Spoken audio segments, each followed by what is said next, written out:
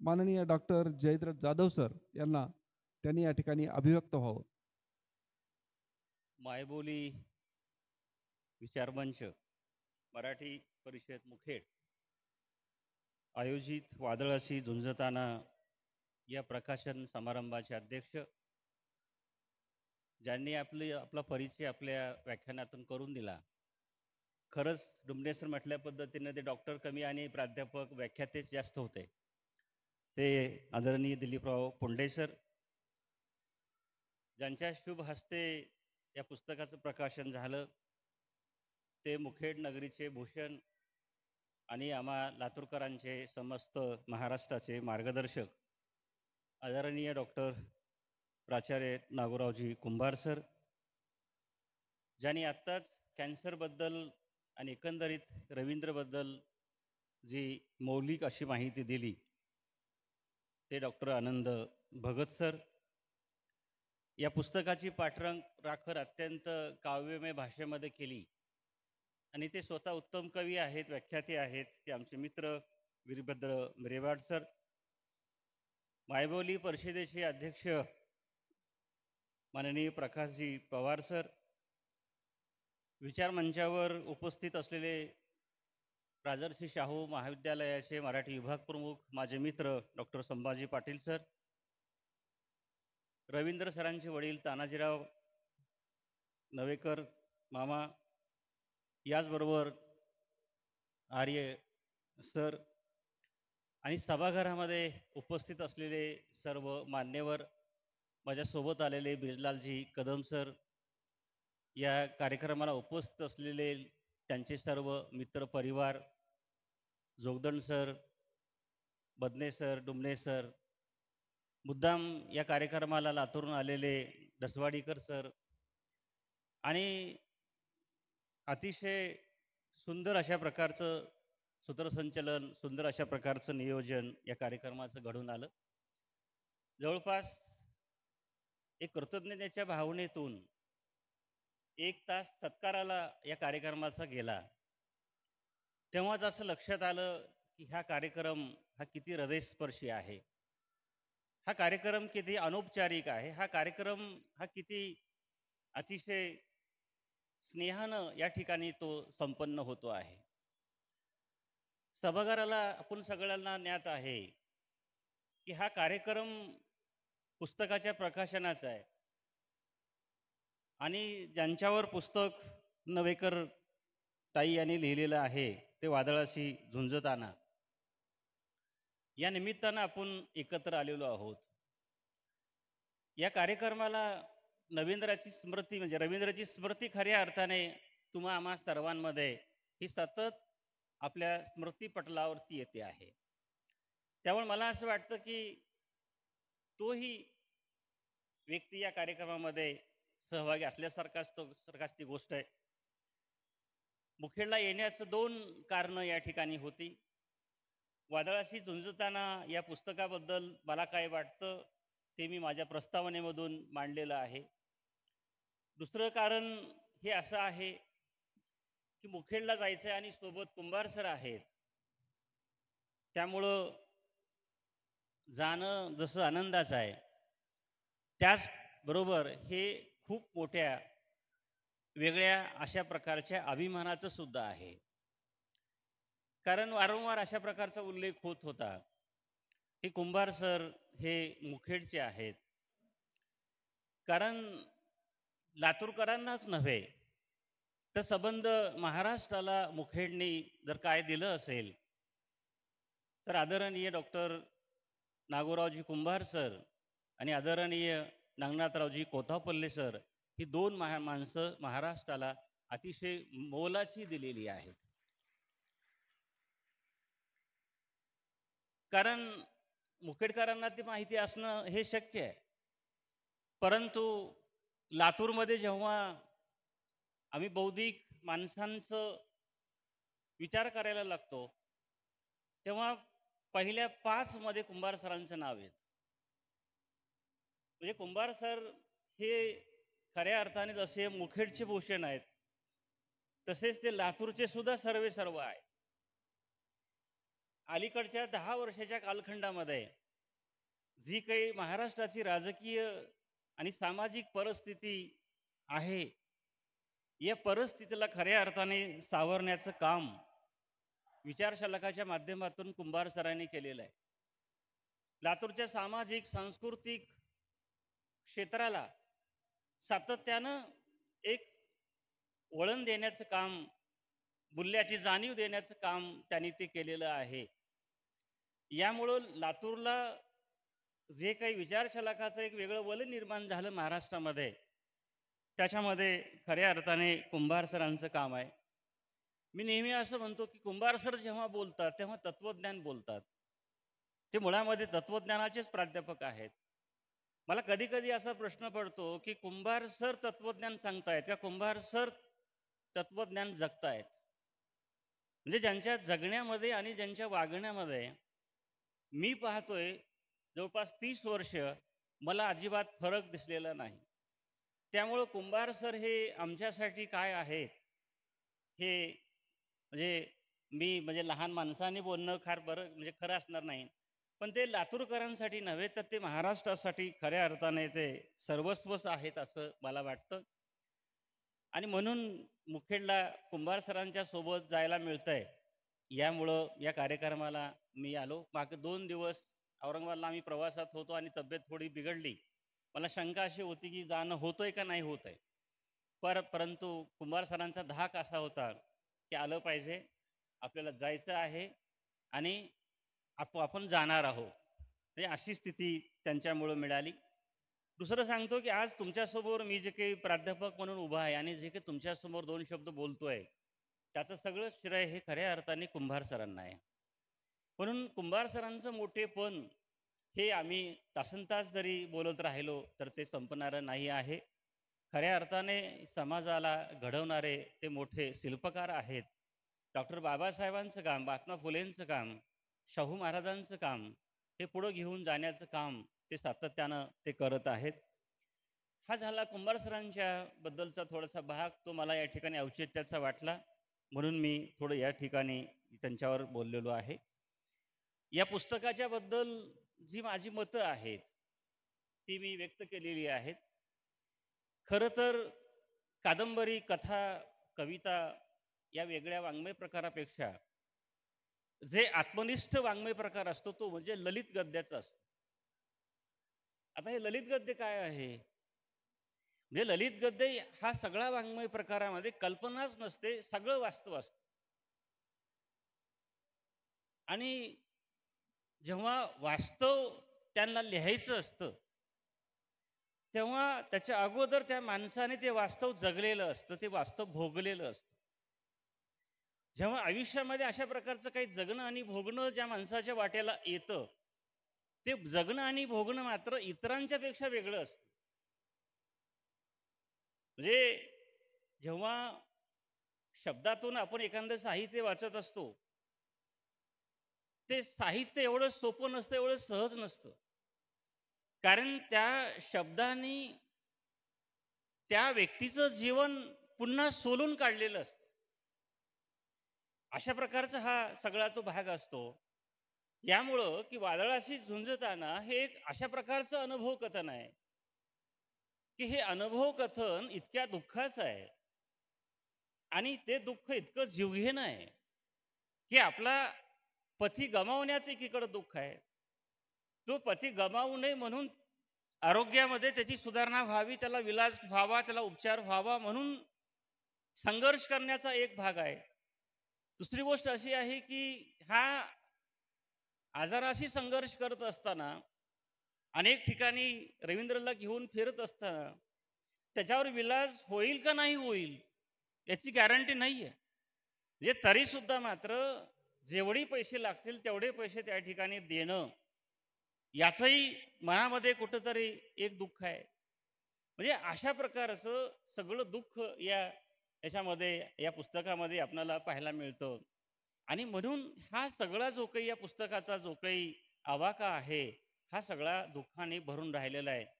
श्री ताईने हा दुःखाचा आवाका 2दा त्यांनी तो जगलेला आहे. एकदा प्रत्यक्ष जगलेला आहे आणि पुन्हा तो लिहिताना जगलेला आहे. यामुळं या पुस्तकाची आणि शब्दांची जी किंमत आहे ती खऱ्या अर्थाने ही इतरांपेक्षा ती अधिक ती जास्त आहे.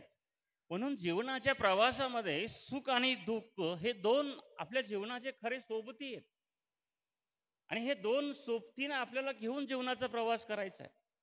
कारण सुख हे सगळ्यांनाच आवडतं, पण दुःख मात्र कुणाला आवडत नाही. आणि आपण जीवनाच्या एका सुखाच्या अशा एका स्टेजवर असताना आपल्या जीवनामध्ये दुःखाचा प्रवेश होतो आणि तो कसा आणि कुठून होतो हे मात्र आपल्याला माहिती नसतं. आणि एक वेळ आपल्यावर अशी येते की आपणाला त्या दुःखाची जाणीव झालेली असते आणि त्यावेळेस मात्र त्या दुःखातून आपल्याला परत येता येत नाही, त्याच्याशी आपल्याला लढावं लागतं. हे लढणं म्हणजे वादळाशी झुंजताना हे पुस्तक आहे. खरं तर हे पुस्तक वाचणं खूप महत्वाचं आहे. म्हणजे अलीकडं आपण असं पाहतो की पुस्तक विकत घेऊन वाचण्याची स्थिती क्षमता आहे बदनेसर, म्हणजे माणसाची स्थिती आहे. जसं आता डॉक्टर भगत सरांनी सांगितलं गेलं, किंवा तंबाखूची पुडी किंवा दारूची बाटली याच्यापेक्षा पुस्तकं स्वस्त आहेत, लक्षात घ्या. म्हणजे आजही आपल्याला जर पुस्तक विकत घेऊन वाचायचं म्हणलं तर 50 रुपयापासून पुस्तक आपल्याकडे उपलब्ध आहेत. पण आपल्याला ती वाचावायची वाटत नाहीत.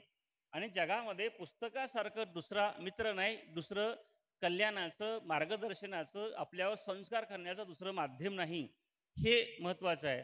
म्हणून या पुस्तकाबद्दल आम्ही किती जरी बोललो तर ते कमीच आहे. खऱ्या अर्थाने हे पुस्तक आपण वाचणं फार महत्वाचं आहे. पुस्तक समजून घेणं महत्वाचं आहे. कारण आपला हा जो जीवनाचा प्रवास आहे, हा जीवनाचा प्रवास इतका गुपित आहे, म्हणजे आणखीन तासभरांनी काय होणार आहे आपल्याला माहिती नाही. परंतु मात्र की या जीवनाच्या प्रवासाचे आपण वाटेकरी असतो. जीवनाचा प्रवास आपण निश्चित केलेला असतो. जीवन आपल्याला कसं जगायचे आपण ठरवलेलं असतं. त्या पद्धतीने आपण जगत आलेलो असतो. म्हणजे गाडी आहे, बंगला आहे, मुलं आहेत, लग्न आहे, बाळं आहेत, म्हणजे हे सगळं सगळं आपण त्या ठिकाणी करत असतो. आणि या सगळ्या प्रवासामध्ये आपण स्थिर होत असताना, म्हणजे आता कुठं आपलं जीवन आता एका व्यवस्थित अशा प्रकारच्या स्थितीवर आलेलं असताना त्यामध्ये आपल्याला अशा प्रकारच्या एखाद्या आजाराचा प्रवेश होतो. आणि ह्या आजाराचा प्रवेश होत असताना आपणच आपल्या जीवनाचं पुन्हा मूल्यमापन करत असतो. तसं हे पुस्तक आहे. म्हणजे या पुस्तकामध्ये रविताईने असं वारंवार लिहिलं गेलेलं आहे की रवींद्रला सुपारीचं खाण्याचंही व्यसन नव्हतं, किंवा रवींद्रनी आपल्या आयुष्यामध्ये कोणाला दुखावलेलं सुद्धा नाही.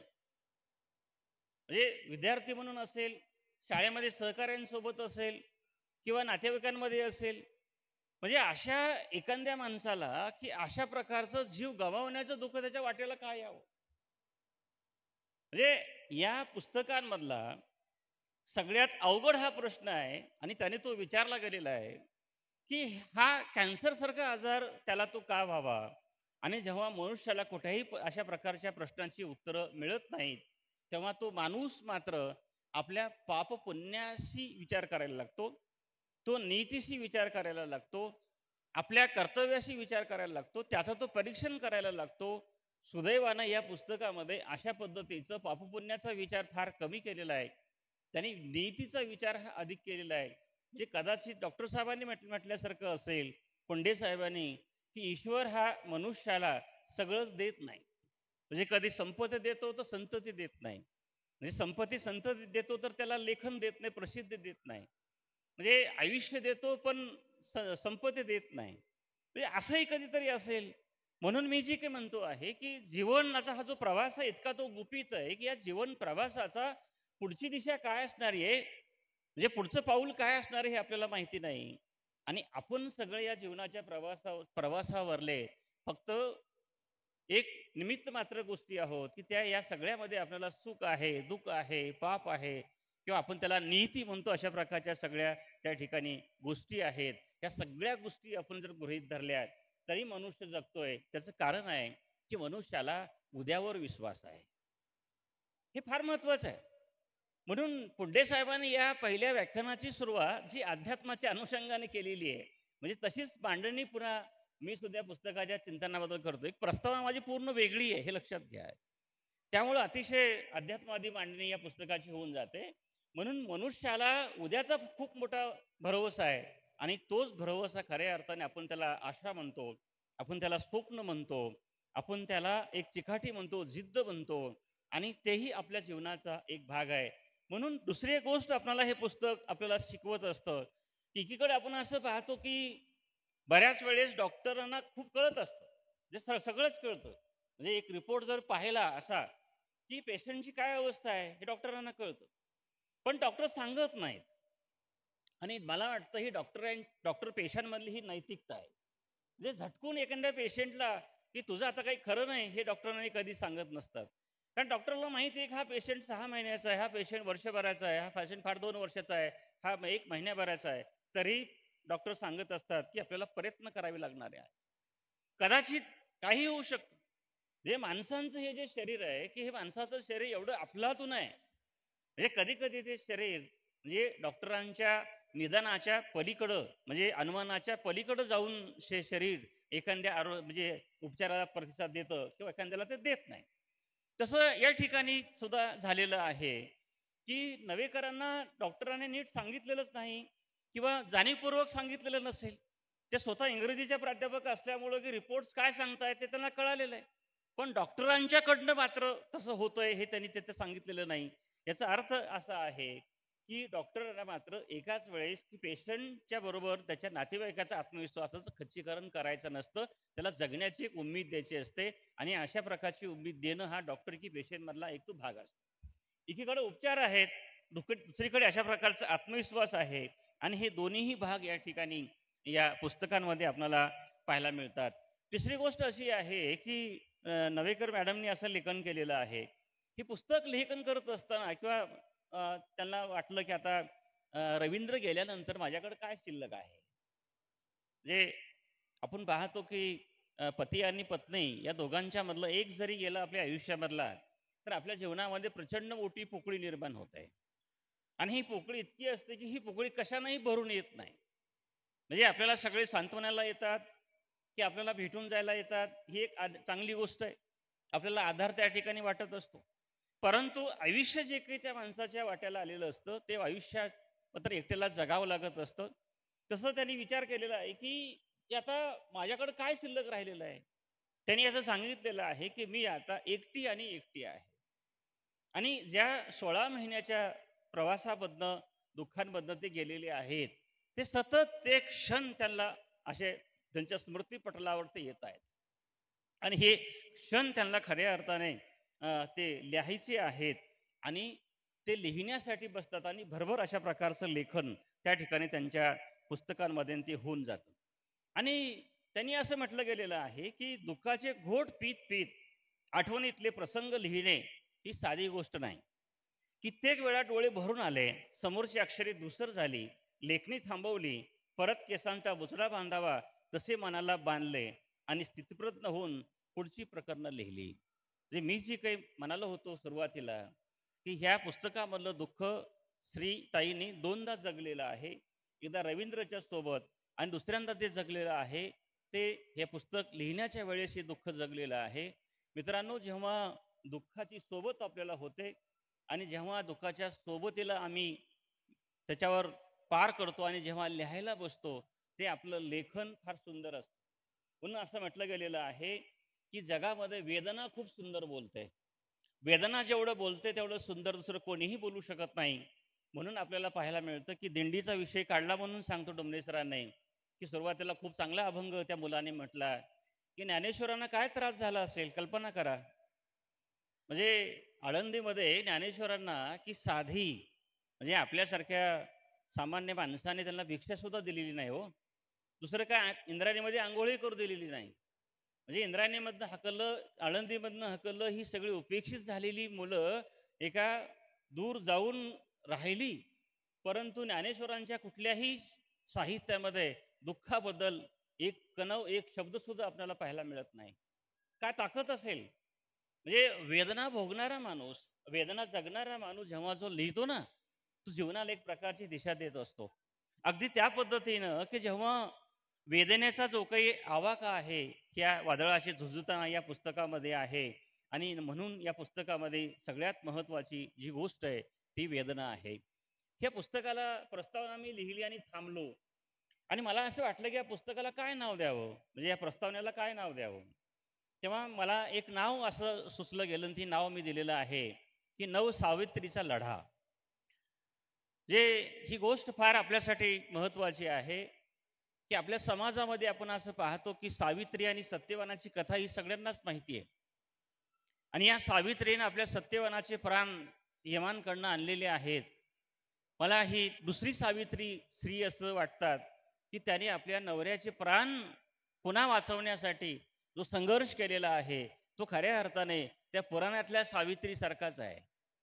म्हणजे आपल्या भारतीय इतिहासामध्ये आणि भारतीय सांस्कृतिक वाङ्मयामध्ये आपल्याला वारंवार सावित्रीच पाहायला मिळते.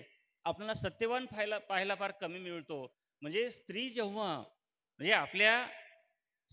आपल्या विरोधी येणाऱ्या सगळ्या गोष्टीची जेव्हा ती संघर्ष करते, तेव्हा ती संघर्ष करत राहताना ती मागे पुढे पाहत नाही. म्हणून श्री नवेकरांनी जो संघर्ष यामध्ये जो केलेला आहे तो प्रचंड मोठा हा संघर्ष आहे. आणि हा संघर्ष करत असताना त्यांनी आपलं आत्मबल आपलं मनोबल त्या ठिकाणी टिकवून ठेवलं. त्याची खऱ्या अर्थाने ही कहाणी आहे. ही कहाणी खूप झुंज आहे. आणि त्यांनी नाव दिलेलं आहे की वादळाशी. वादळ म्हणजे हा निसर्ग आहे. वादळ म्हणजे खऱ्या अर्थाने हा नीती आहे. वादळ म्हणजे हा खऱ्या अर्थाने अतुलनीय आहे. म्हणजे तो म्हणजे आवाक्यात येण्याची पुढची गोष्ट आहे. तशाच पद्धतीनं की वादळाशी झुंजताना शेवटी पराजय कुणाचा होणार असतो लक्षात घ्या. पराजय झुंजणाऱ्या माणसाचाच होतो. म्हणजे तशा पद्धतीनं त्यांनी असं म्हटलं गेलेलं आहे. पण मला असं वाटतं की हा खऱ्या अर्थाने हा तुम्ही ज्याला पराजय समजा ही झुंज जरी अखेरची नाहीये हे लक्षात घ्या. कारण की या पुस्तकाच्या निमित्तानं तुम्ही असं म्हटलं गेलेलं आहे, हे माझं जसं एकट्याचं दुःख आहे, तसंच हे एक वैश्विक दुःख आहे. म्हणजे आज कॅन्सरचं प्रमाण इतकं प्रचंड प्रमाणामध्ये वाढत आहे. आणि या कॅन्सरच्या रोगाविषयी, आजाराविषयी, उपचाराविषयी समाजामध्ये एक ओळख व्हावी. म्हणजे ही जी तुमची जी भावना आहे, ही खऱ्या अर्थाने ती फार महत्त्वाची आहे. आणि ती भावना लक्षात घेऊन तुम्ही हे पुस्तकाचं लेखन या ठिकाणी ती केलेलं आहे. म्हणून हे पुस्तक सुद्धा अनेकांनी वाचणं या ठिकाणी महत्त्वाचं आहे. म्हणून हे दुःख खाजगी होत नाही. म्हणून हे दुःख तुमच्यापुरतं राहत नाही. म्हणजे ज्याने कॅन्सरशी लढा दिलेला आहे, त्यांचं हे एक दुःख होऊन जातं. म्हणजे आपण असं पाहतो की अनेक लोकांना कॅन्सर झाला, अनेक लोकांनी उपचार पद्धती, अनेक लोकांनी आपलं दुःख सहन केलं. पण या सगळ्या लोकांमधले किती लोकांनी पुस्तकं लिहिली? तर आपल्याला लक्षात येतं की जेव्हा 100 लोक असे होतात तेव्हा एखादा मनुष्य त्या ठिकाणी अशा प्रकारचं पुस्तक लिहितो आणि कॅन्सरबद्दल किंवा आजाराबद्दल एक लोकांना सजग करण्याचा प्रयत्न करत असतो. तशा पद्धतीने या पुस्तकांमधनं त्यांनी ते सजग केलेलं आपल्याला पाहायला मिळतंय. म्हणून हे पुस्तक खऱ्या अर्थाने वाचणं हे आपल्यासाठी महत्वाचं आहे. म्हणजे त्याने त्यांचं काम केलेलं आहे. म्हणून हे पुस्तक आपण वाचावं आणि आपल्या आरोग्याबद्दल आणि आपल्या समाजाबद्दल आपण जागरूक व्हावं अशा प्रकारची भूमिका या पुस्तकामध्ये आहे. आणि हे पुस्तक अतिशय महत्वाचं आहे. इथे थांबतो. जय हिंद, जय महाराष्ट्र.